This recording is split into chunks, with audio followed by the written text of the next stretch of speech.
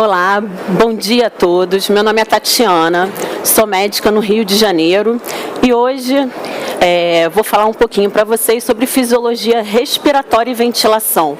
Mas é uma fisiologia respiratória mais voltada à ventilação mecânica. Ventilação mecânica é um termo árduo e espinhoso, que muitos de nós anestesistas olhamos e falamos assim, nossa, né? E não dá vontade de estudar, porque é muita fórmula, gráfico, termos às vezes muita física, e a gente às vezes foge disso. Mas assim como hoje em dia a gente tem que estudar ultrassom, né? As coisas vêm evoluindo. Ultrassom point of care, ultrassom para bloqueio de nervo periférico, novas drogas vêm surgindo e a gente busca se atualizar.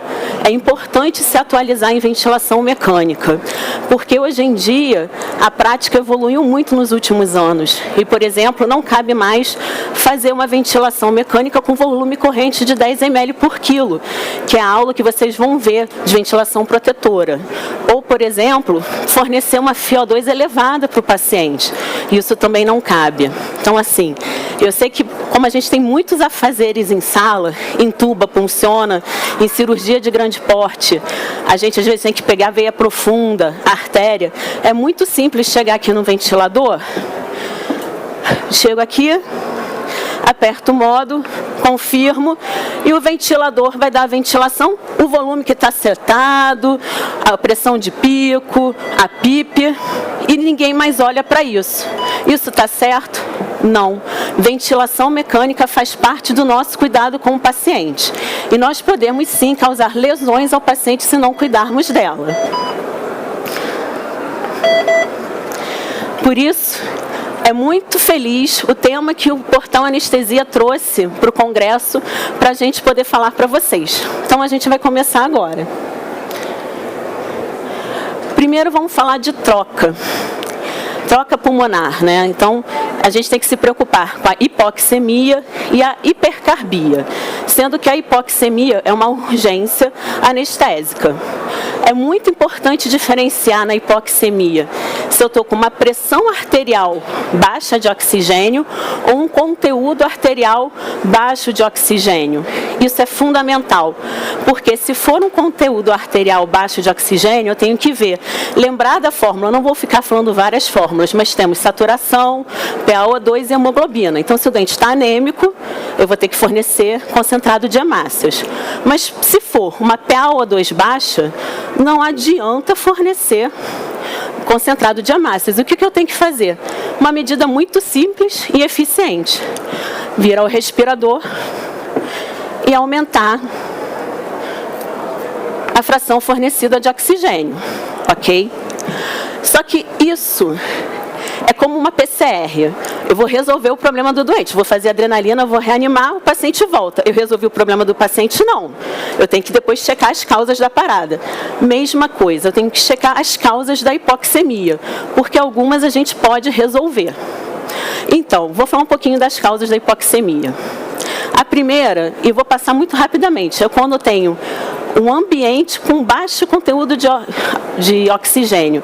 Ou seja, isso em altas altitudes. Como a gente não faz anestesia em La Paz ou no Monte Everest, eu vou passar batido por ela, mas a gente tem que pensar. A outra seria uma difusão alterada.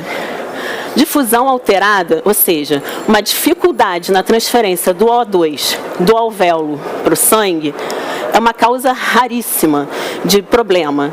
Pensando na membrana alvéolo capilar, porque a membrana alvéolo capilar é extremamente fina e a capacidade de difusão do oxigênio é muito alta. Então, essa transferência é muito eficiente. O que vai limitar a transferência, então, vai ser o fluxo sanguíneo pulmonar.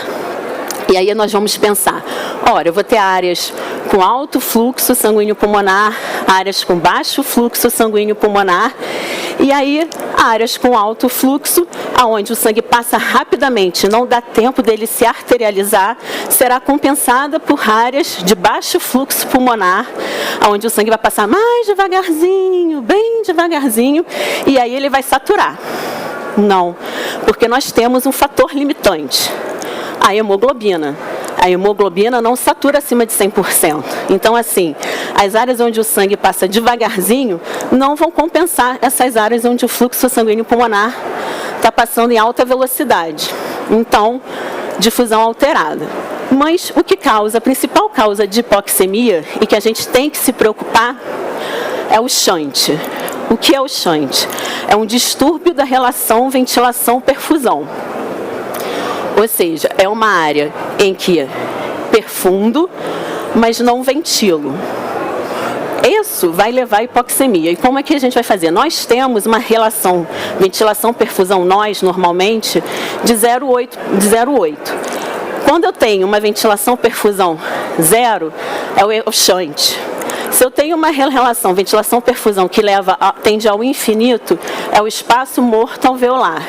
E a hipoxemia e a hipercarbia variam amplamente entre essas faixas de relação ventilação-perfusão, do 0 ao infinito.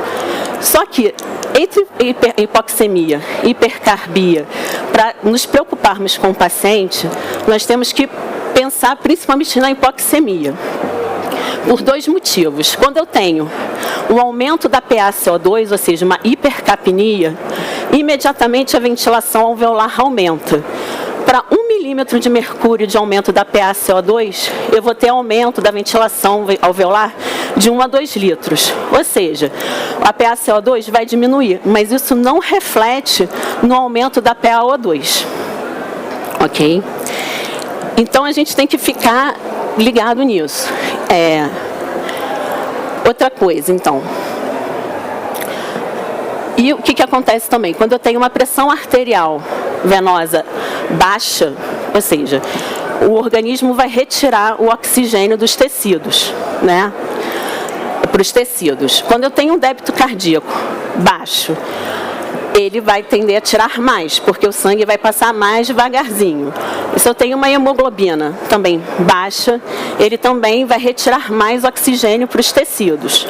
Como consequência, a pressão venosa de oxigênio que vai chegar lá no átrio direito vai estar muito baixa. E então, o sangue não vai conseguir se arterializar como um todo. Apesar dessa troca, como eu falei antes, da difusão ser altamente eficiente, se eu tenho uma PVO2 muito baixa, o sangue não vai conseguir se arterializar como um todo. Nós temos o shunt normalmente, porque após a arterialização do sangue, a gente tem que lembrar das veias tebesianas, das veias diafragmáticas. Então, todos nós temos uma quantidade de shunt no nosso organismo. E lembrar que, dependendo da posição que nós estamos, a perfusão e a ventilação também varia. Então, eu estou de pé. O meu ápice pulmonar está sendo muito mais ventilado que perfundido. A minha troca no ápice é boa? Não, é só lembrar das zonas de oeste. A relação ventilação-perfusão é melhor na base, mas, por exemplo, a perfusão na base tende a ser um pouco mais acentuada que no ápice. Então, assim, as trocas não são ideais por todo o pulmão. O pulmão não é uma estrutura homogênea. E o que isso influencia na anestesia geral? Ora, eu estou na posição supina, ereta. Só de ir para a posição supina, eu tenho uma diminuição da capacidade residual funcional, em cerca de 500 ml. Ao induzir a anestesia geral, eu tenho uma perda maior de mais 500 ml. Ou seja, a capacidade residual funcional de cerca de 3.000 ml vai para 2.000 ml, o que propicia um aumento da hipoxemia. E eu tenho que compensar isso. Eu não posso deixar isso acontecer. E eu tenho pacientes em situações que isso vai piorar. Por exemplo, a gestante já tem uma diminuição da capacidade residual funcional pelas alterações da gravidez. Ou seja, ela vai tendo uma capacidade residual funcional mais diminuindo ainda do que 2.000 ml. Ou seja, o volume residual pulmonar diminui. A nossa reserva, aquele tantinho a mais que eu tenho para uma hipoxemia, fica diminuída na anestesia geral. E como é que eu posso compensar isso? Com a ventilação mecânica, fornecendo um PIP para o paciente. Tá? Quando eu tenho essa diminuição da capacidade residual funcional e eu não forneço PIP, ou seja, uma PIP que é uma pressão ao final da expiração, onde eu vou deixar o alvéolo aberto para evitar aquele mecanismo de fechamento e abertura pulmonar que leva à lesão. Tá? Eu forneço uma PIP, pode ser uma PIP de 5, que a gente chama de PIP fisiológica. Então vamos botar aqui no volume. Os aparelhos mais modernos já vêm com 5 de PIP setado, tá vendo no padrão dele. Mas a gente pode aumentar, dependendo do paciente, como obeso ou até mesmo na gestante, para evitar essa atelectasia, ok? Ou em cirurgias específicas, onde, por exemplo, eu tenho o Trendelenburg extremado. Por exemplo, cirurgias robóticas hoje em dia, né, de abdômen pélvico, o paciente fica quase plantando bananeira na sala, uma PIP mais alta favorece. Então, e outra coisa que a gente tem que pensar, eu falei lá no início que hoje em dia não cabe mais fornecer uma FiO2 elevada para o paciente. Por quê? Existe o que a gente chama de atelectasia de reabsorção. Como assim? Se eu forneço O2 a 100%, não tem, é só O2. O O2 vai passar, ele vai difundir do alvéolo para o sangue. O que vai acontecer com o alvéolo? Cadê o ar que estava dentro dele? Sumiu, não tem mais, ele colapsa. Por isso que hoje em dia é importante sempre fornecer com uma mistura. Aqui ele vai ficar pitando porque ele não está com gás fresco. Mas sempre fornecer, não uma FiO2 a 100, mas uma FiO2 a menor possível. Ou seja, o mínimo que o paciente vai tolerar sem desaturar. Tá? Por quê? Se eu absorvo todo o oxigênio, o alvéolo colaba. Quando eu forneço com ar, o ar tem nitrogênio. E o nitrogênio não é absorvido pelo nosso corpo, então ele mantém o alvéolo aberto. Então, isso vai diminuir a chance de hipoxemia também. E aí a gente fala, e vai ser importante, na aula de PSV. Como é que o CTI hoje em dia estuba o paciente?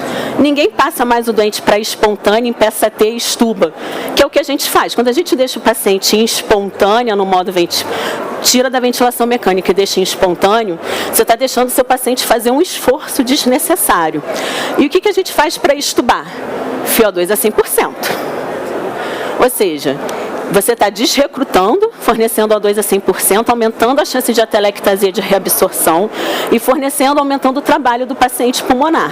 Então, a chance dele fadigar no pós-operatório ou fazer uma hipoxemia aumenta. Por isso que o modo de PSV, que é a pressão de suporte, que é o modo de ventilação espontâneo, ajuda a gente na extubação. E isso vai ser a aula de amanhã da doutora Patrícia, que eu recomendo. Ok? Fomos até aí. Mas não só de trocas gasosas vive o pulmão. A gente vai falar um pouquinho sobre as pressões, né? E o que então é a mecânica respiratória? Então, o paciente faz uma pressão negativa quando está em ventilação espontânea ou uma pressão positiva quando está no ventilador, que vai gerar um fluxo de ar que vai aumentar o volume pulmonar. E esse mecanismo é antagonizado por dois mecanismos, por duas coisas. A resistência do ar nas vias aéreas e pela elastância. Elastância? A gente não usa elastância, né? O que é elastância? Quando você pega os artigos em inglês, muitas vezes é traduzido como a dureza do pulmão. Ou seja, é um mecanismo de mola que o pulmão tem de voltar ao repouso e se fechar. Só que a gente não usa na prática, a gente usa o quê? Complacência, que é o oposto de elastância. Ok?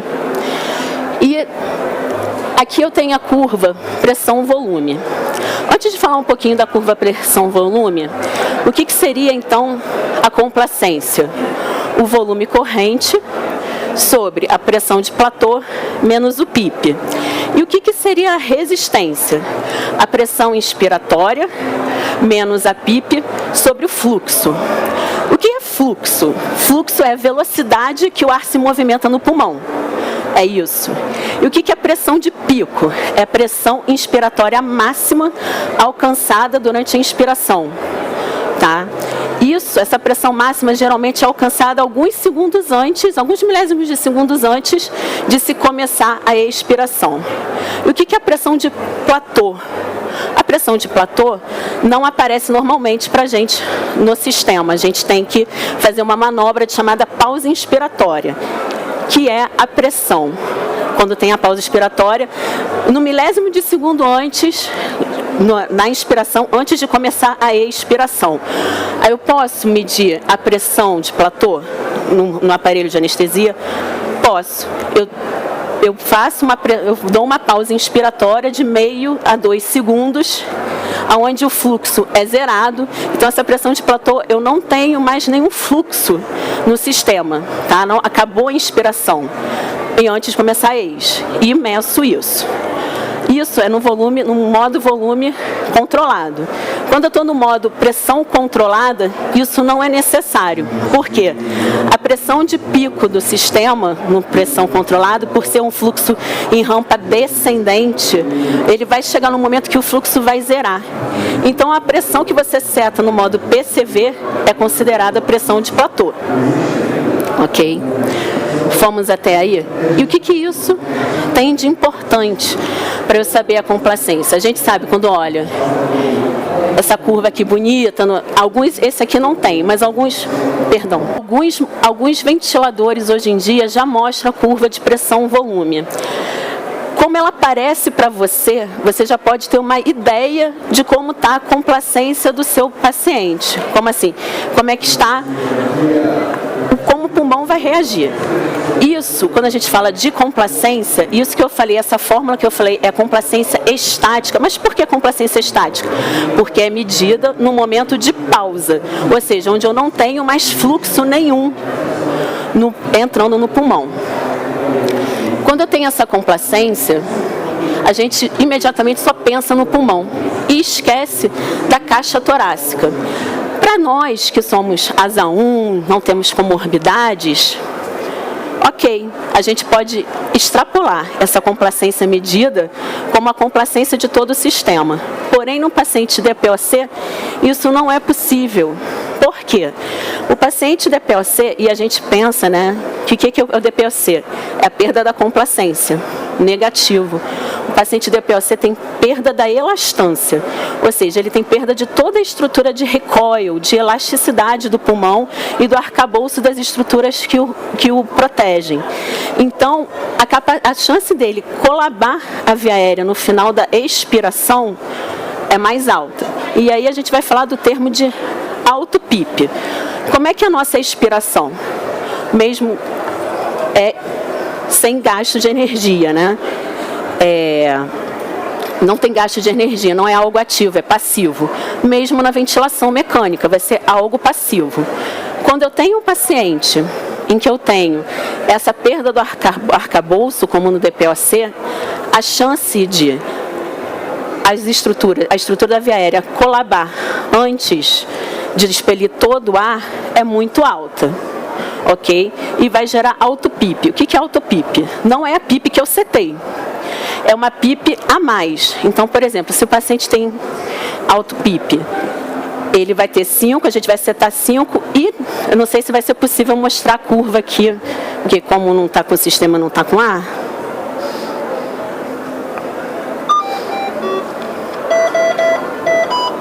Ele não vai ventilar.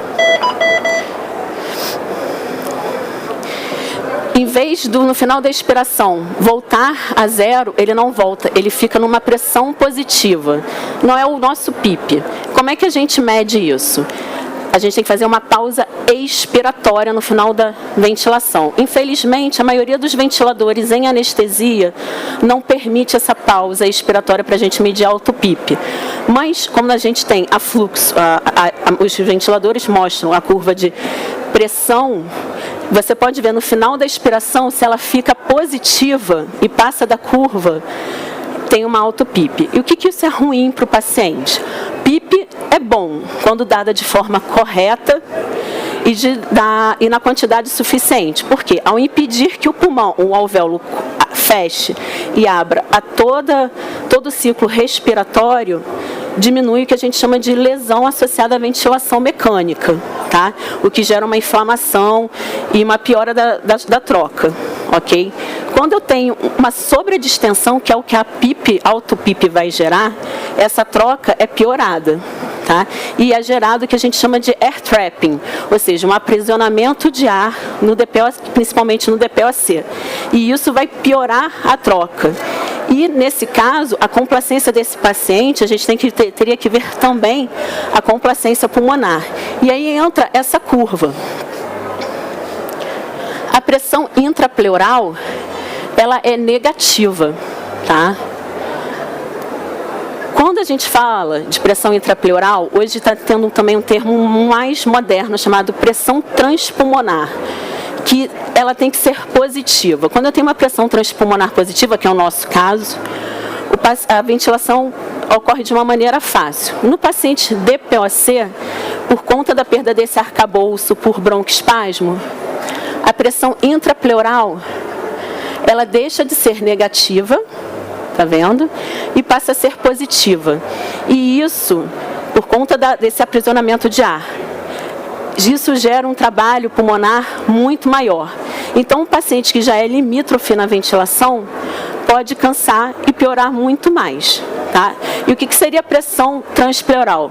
A pressão alveolar menos a pressão intrapleural.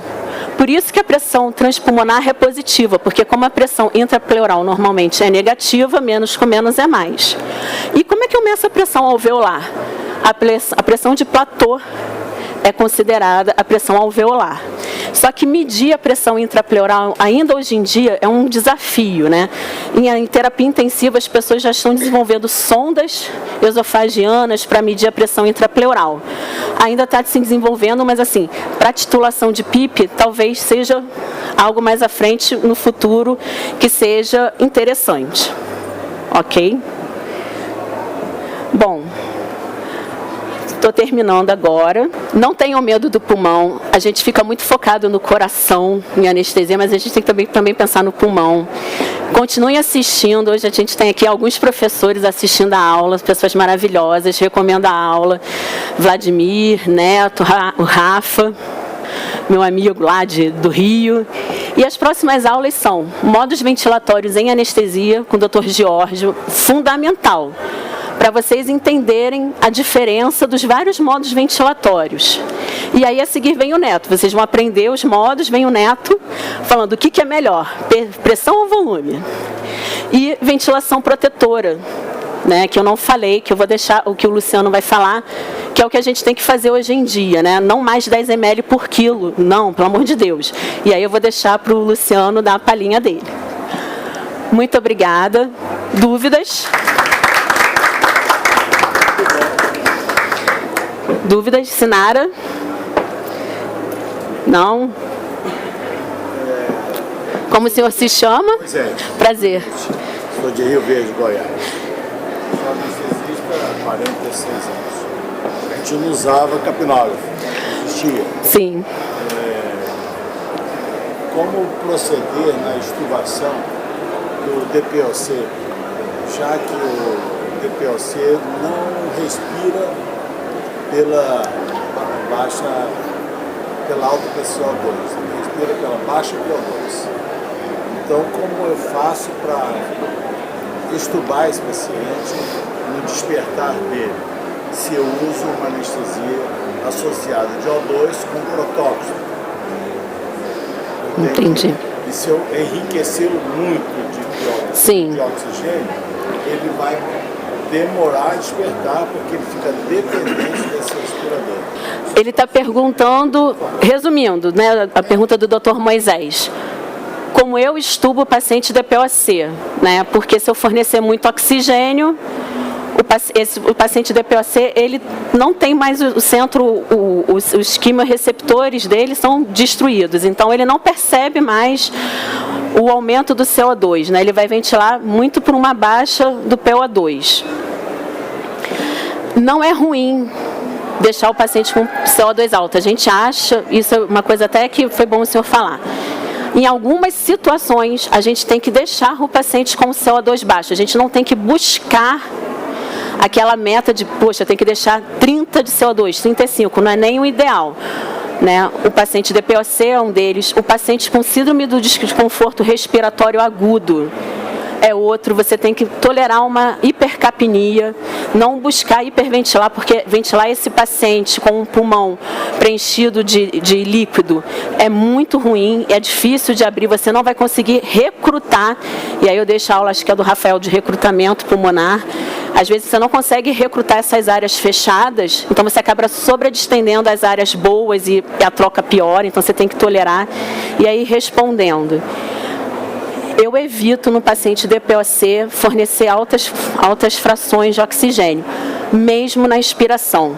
E é isso que eu falei na aula. A gente é muito acostumado, a gente fornece uma baixa fração de oxigênio durante a anestesia inteira, termina a cirurgia, vamos extubar. Aí vai lá e põe o O2 a 100%. E aí você está fazendo tudo que você não quis fazer durante a sua anestesia. Quando a gente colhe a gases, né, se for possível, e hoje em dia eu uso fração inspirada de oxigênio muito baixa, eu faço geralmente com 0,25, 0,21, 0,30 no máximo. Eu colho a gases e vem o residente. Nossa, está com 300 de PO2. Sim, por quê? Porque a anestesia diminui o metabolismo. Então, por mais que eu forneça menos oxigênio, o PO2 vai ficar elevadíssimo. Então, assim, buscar. E na hora de estubar, como eu faço, eu sempre estubo esse paciente o mais acordado possível. O que eu costumo fazer, se o senhor também estiver disponível, puff de broncodilatador, para evitar o broncoespasmo na extubação, que também é catastrófico, e eu estubo esse paciente extremamente acordado. E para lavar o seu inalatório, eu aumento o fluxo, mas eu não mudo a fração inspirada de oxigênio. Eu mantenho que vai lavar, porque o que importa é aumentar o fluxo de gases frescos para poder lavar o sistema, e não o oxigênio, né? E eu falo muito de terapia intensiva porque eu trabalho hoje em dia. A gente não estuba o paciente. Se você estubar um paciente em terapia intensiva com uma FiO2 de 100%, o seu chefe vai te demitir na mesma hora. Porque não faz o menor sentido. Não é? Você tem que passar, porque com uma FiO2 a 0,3 você já está fazendo a transição para o paciente respirar em ar ambiente, que é 0,21. Então, assim, eu faço assim. Respondi a sua pergunta? Você falou das zonas de Wes. bem ventiladas, pouco perfundidas, e aumentaria a área, né? Isso. E áreas bem perfundidas, porém pouco ventiladas. Isso. Tá. Em casos que eu tenho que colocar o paciente em decúbito lateral, tá? Quais são as medidas que nós, anestesiologistas, temos que ter em mente para evitar a hipoxemia? Aí eu falo em posicionamento, eu falo em ventilação, e aí vai ter até, inclusive, lembrei agora do dependente, isso, que não depende, e o assunto da monitorização até gasométrica. O que eu preciso ter em mente para evitar a hipoxemia? Aí eu vou fazer a pergunta: decúbito lateral na cirurgia torácica ou cirurgia torácica aberta? Cirurgia torácica é um capítulo à parte, por conta da ventilação monopulmonar. E aí entra o pulmão dependente. O que é pulmão dependente? Que fica encostado na mesa cirúrgica. E o pulmão não dependente, o que fica para o cirurgião. Eu tenho algumas medidas a serem feitas. A primeira é deixar em monopulmonar. Intubei, virei o paciente. Aí vão pintar, botar campo, já seletiva seu pulmão. Por quê? Para você ter uma ideia para onde seu paciente vai andar, se ele vai tolerar a monopulmonar. O ideal na monopulmonar é não... E aí você vai ter que mexer. Se você programou 7, 8 ml por quilo de ventilação bipulmonar, na monopulmonar você vai diminuir o seu volume corrente. Então você tem que mexer aqui para cerca de 5, 6 ml por quilo. Tá? E fazer a menor fração inspirada de oxigênio. Por quê? Porque se você precisar, qual é a primeira conduta no guideline quando ele fala? Seu doente, você põe monopulmonar, começa a desaturar. E o que a gente logo pensa em fazer? E o certo a fazer? Aumentar a fração expirada. Se você já está ventilando com uma fração expirada altíssima, já no bipulmonar, quando você seletiva e o seu doente desatura, você já está com um problema. Tá? Outras medidas. É importante ter um aparelhinho de CPAP. Ok, aumentei a FiO2, putz, continua desaturando. Tem que ter um aparelhinho de CPAP, tá? Para você botar um pouco de PIP no pulmão não dependente. Avisa ao seu cirurgião que ele vai falar, está insuflado esse pulmão. Vai ficar um pouquinho mesmo. Eles nem reparam geralmente. Pelo menos de 3 a 5 centímetros de água. Ok?